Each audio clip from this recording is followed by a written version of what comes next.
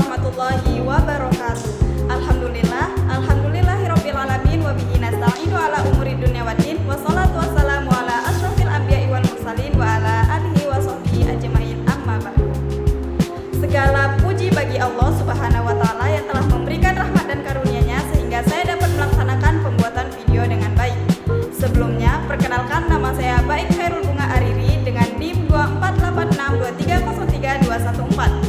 Saya mahasiswa program studi Pendidikan Agama Islam di STAIN Sultan Abdurrahman, Kepulauan Riau. Pada video ini saya akan mempraktikkan strategi pembelajaran pendidikan agama Islam dengan menggunakan strategi cooperative learning dengan materi berbakti kepada orang tua untuk peserta didik kelas 7 SMP. Selanjutnya ada identitas pembelajaran, di mana pada praktik ini yaitu mata pelajaran pendidikan agama Islam untuk peserta didik kelas 7 SMP dengan materi berbakti kepada orang tua. Pembelajaran dilaksanakan menggunakan strategi cooperative learning yang menekankan kerjasama peserta didik dalam kelompok untuk mencapai tujuan pembelajaran yang aktif dan kolaboratif. Alokasi waktu yang digunakan adalah 2 kali 40 menit atau yang disebut 80 menit dalam satu kali pertemuan. Materi ini dipilih karena memiliki keterkaitan yang erat dengan pembentukan karakter peserta didik, khususnya dalam menumbuhkan sikap hormat, patuh, dan berbakti kepada orang tua sesuai ajaran Islam. Kemudian ada tujuan pembelajaran, di mana setelah mengikuti pembelajaran ini, peserta didik diharapkan mampu menjelaskan pengertian berbakti kepada orang tua, menyebutkan dalil yang berkaitan dengan berbakti kepada orang tua, memberikan contoh perilaku berbakti kepada orang tua dalam kehidupan sehari-hari, serta menunjukkan sikap hormat dan patuh kepada orang tua. Tujuan ini mencakup aspek pengetahuan, keterampilan, dan sikap sesuai dengan kurikulum Merdeka. Setelah itu ada penjelasan singkat strategi pembelajaran, di mana pada praktik pembelajaran ini saya memilih strategi cooperative learning. Strategi ini merupakan strategi pembelajaran yang menekankan kerjasama peserta didik dalam kelompok untuk mencapai tujuan pembelajaran bersama. Strategi ini dipilih karena mampu meningkatkan keaktifan peserta didik, melatih kemampuan komunikasi, menumbuhkan sikap saling menghargai, dan sesuai dengan prinsip pembelajaran dalam kurikulum Merdeka yang berpusat kepada peserta didik. Baik, assalamualaikum warahmatullahi wabarakatuh. Waalaikumsalam warahmatullahi wabarakatuh. Selamat pagi anak-anak. Pagi, Bu. Bagaimana kabar anak-anak hari ini? Alhamdulillah, luar biasa. Allahu Akbar. Sebelum memulai pembelajaran, alangkah baiknya kita baca doa terlebih dahulu. Silakan ketua kelas dipimpin.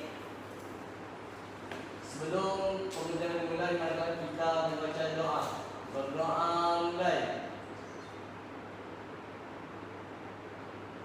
Doa selesai.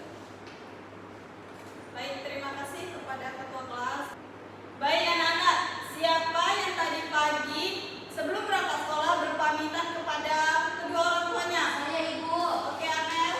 Nah, tadi pagi, Bu, saya sebelum berangkat sekolah, saya berpamitan sama ayah dan ibu saya. Saya mencium tangan ayah dan ibu saya, Bu. Masya Allah, sangat baik sekali Amel ini ya.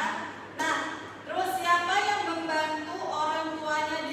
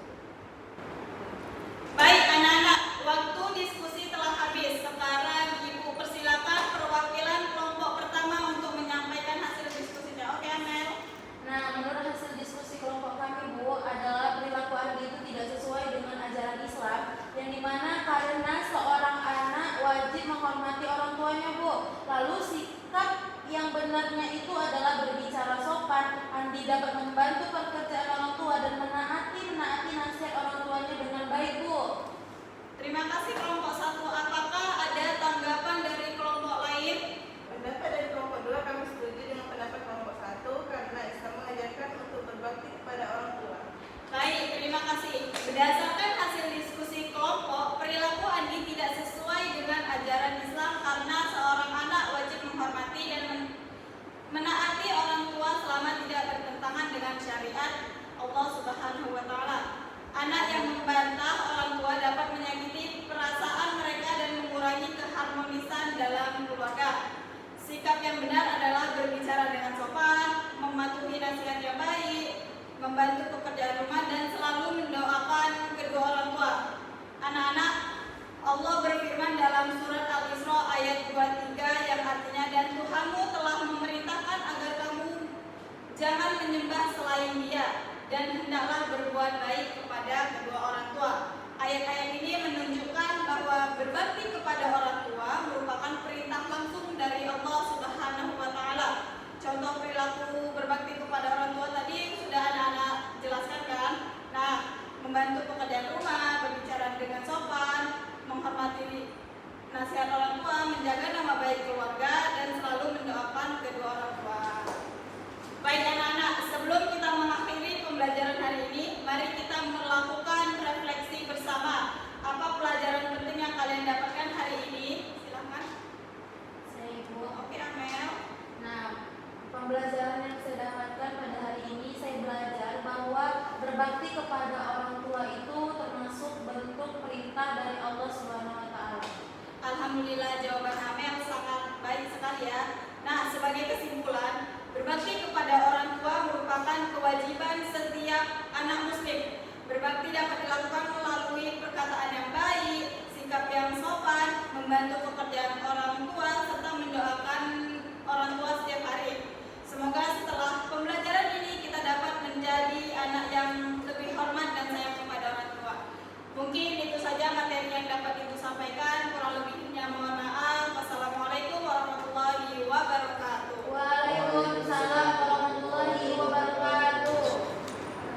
Kemudian ada asesmen autentik, di mana penilaian pada pembelajaran ini dilakukan melalui 3 aspek, yaitu yang pertama aspek sikap yang meliputi kerjasama, tanggung jawab, dan kesopanan selama kegiatan diskusi berlangsung.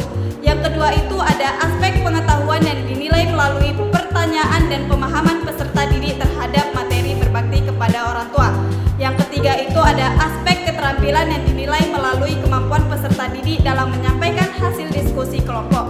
Dengan demikian, penilaian dilakukan secara menyeluruh sesuai dengan tujuan pembelajaran. Nah, setelah itu ada refleksi guru, di mana berdasarkan praktik pembelajaran yang telah dilakukan, strategi kooperatif learning mampu meningkatkan keaktifan peserta didik dalam proses pembelajaran. Peserta didik terlihat lebih aktif berdiskusi, bekerja sama, dan berani menyampaikan pendapat.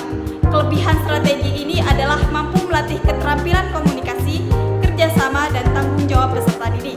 Adapun keterbatasannya adalah membutuhkan waktu yang lebih panjang dibandingkan metode ceramah. Untuk perbaikan ke depan, saya akan mengatur waktu diskusi lebih efektif dan menyediakan media pembelajaran yang lebih variatif agar proses pembelajaran menjadi lebih menarik. Demikian praktik strategi pembelajaran pendidikan agama Islam menggunakan cooperative learning pada materi berbakti kepada orang tua. Terima kasih atas perhatian yang telah diberikan. Kurang lebihnya mohon maaf.